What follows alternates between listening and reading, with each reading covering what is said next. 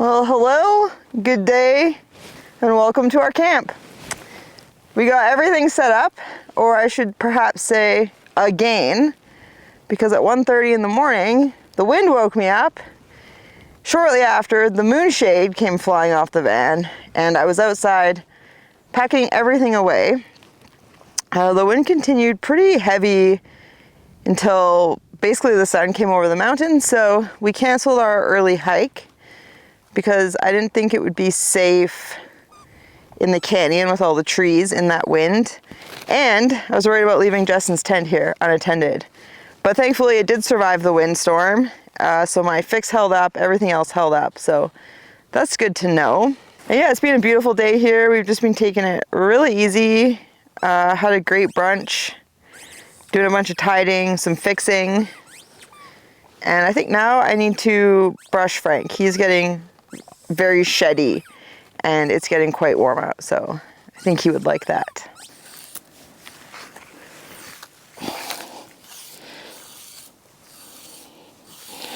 Oh yeah, look at that, Frank. Yeah, that's you. I know your neck has been a little itchy lately, hey? Nice. Oh, you're such a good boy. You're such a good boy. Oh, look at the fluff. I think I'm going to spend a bit of time in the hammock reading, but first, a quick camp tour. Here we have Frank enjoying the sunshine and the ball he ripped out of the flamingo. We have the hammock, which is very nice because these limbs here are rather bouncy, so it makes a really nice bouncy swingy hammock. And then here we have a branch Justin pulled over in case we want to have a fire, but it's windy, so that's probably not going to happen. Here we have Justin's camp. Hello. Hello. This is my home. And over here we have the laundry room. And then here is my van, my home. We got the moonshade put back on. We have a soft place for Frank if he wants.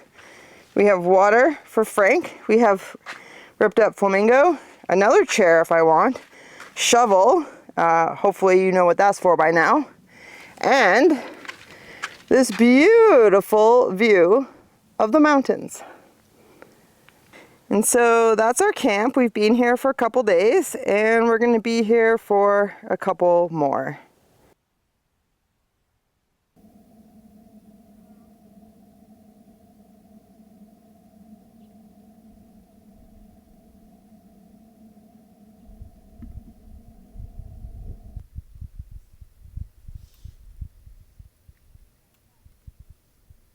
Okay, so it is that time of day where you rush to put on pants and a jacket before the sun goes below the horizon, and it gets really cold out really fast. Very nice in the sun, not so nice without the sun.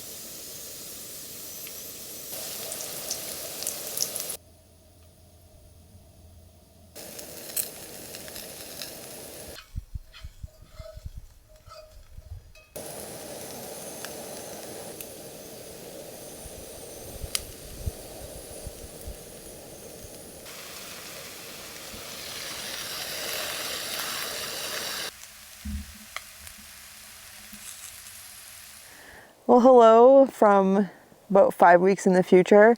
I'm hanging out at my friend Brian's place, and we left Frank to go for an adventure today, which I will share when the time comes, but it got me thinking about how I would like to share with you some of the tools I use to make sure Frank is safe in the van. Now that he's not very mobile, I've been leaving him to go out walking for a few hours so that I can still get exercise, and also because I want to be in pretty good hiking shape for when the time comes that he's no longer with me, so that I can use hiking as a healthy coping mechanism for being alone. So a big thing is just checking the weather, looking at the temperature, and getting back well before it's getting warm in the van.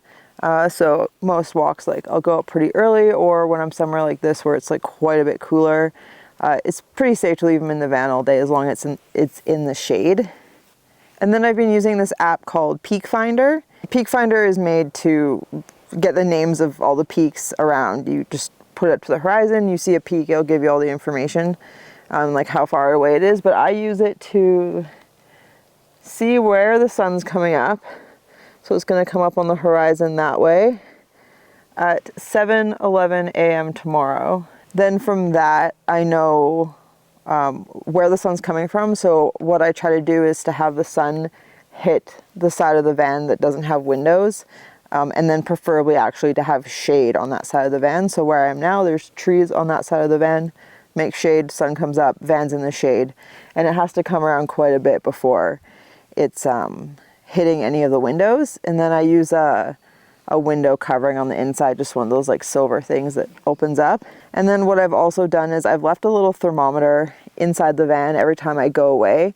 So I know how fast the temperature in there goes up depending on how warm it is outside over what period of time. So yeah, I tend to pursue temperatures that aren't too hot, so that I can leave him in the van in the morning. So that's what we're going to be doing a lot of moving forward, is avoiding the really hot days of summer. So we can, one, just be comfortable existing, but two, so I can get up early and go for a walk. The place I was camping was quite open and it got quite warm in the afternoon, so it was really handy to know exactly where and when it would come up from behind the mountains.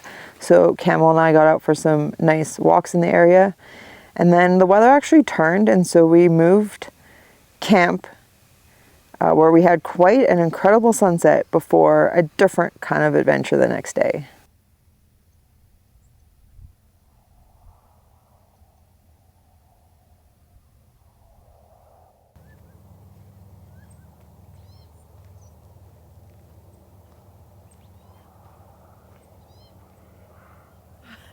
Well, good morning. We are here at Biosphere2, about to go tour the place. There's an app I've downloaded with a bunch of audio to guide us along our way. Should take about an hour and a half, so we're here when they open. Frank's parked in the shade, and it's not a very hot day, so I have no concerns about him, but I'm very excited for this. I'm with Camel still, in case that wasn't clear. This is the facility at Biosphere 2 outside Oracle, Arizona. Biosphere 1 being planet Earth. This is one of the living quarters where the Biospherians lived. It was pretty neat touring the inside of what was once created to be an artificial, materially closed ecological system, or basically a giant vivarium that humans were living in.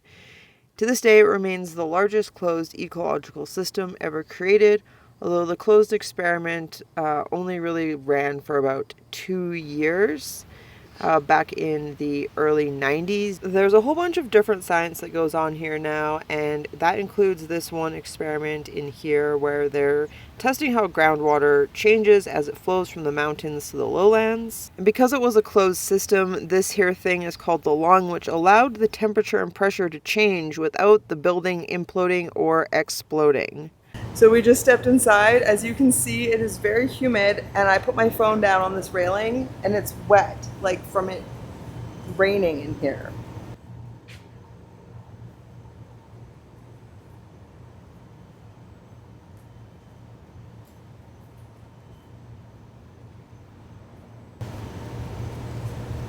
Nights like this, because they get additional moisture, coastal fog deserts need to exist. If you're interested, you can download the app and do the tour from home, which wouldn't be quite as good as being in there. But if you're curious to learn more about this facility, it'd be a pretty fun way to go about doing that.